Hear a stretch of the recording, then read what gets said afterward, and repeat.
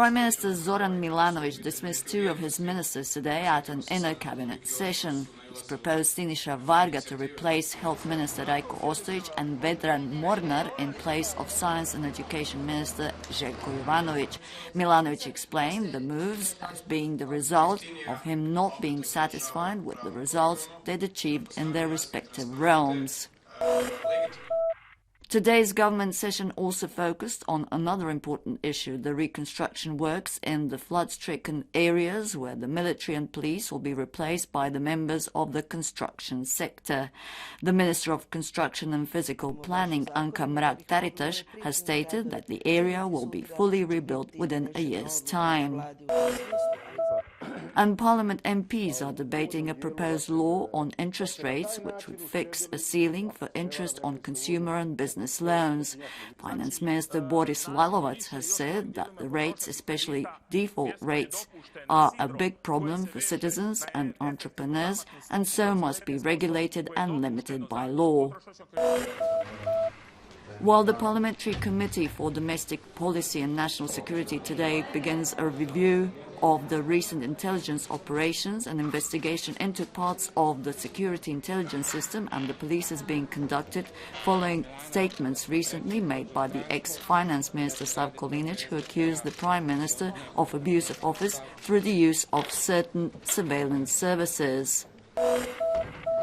The e-Citizens project unveiled in Croatia yesterday, which enables Croatian citizens to be issued with birth and marriage certificates over the internet and later with many other certificates, seems to have been accepted extremely well, despite half of Croatian households still not being connected to the web. In the first day of the service's operations, some 1,500 people have been registered with the service and have been issued with usernames and tokens at the local financial services FINA agencies. Turning to cultural events. The Rector's Palace in Dubrovnik is renowned for its exceptional beauty and has been a very much photographed venue. An exhibition of old postcards dating back all the way to the end of the 19th century was opened at Dubrovnik's Rector's Palace yesterday. The exhibition is the result of a joint effort of the Dubrovnik museums and private collectors.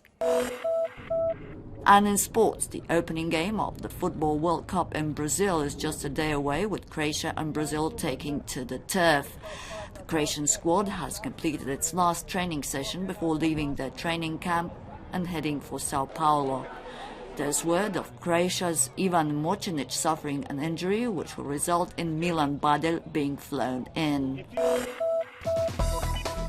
And now the weather for the rest of the day. Mostly sunny, but some passing thundery showers expected in parts of the east and southeast and in the Dalmatian hinterland.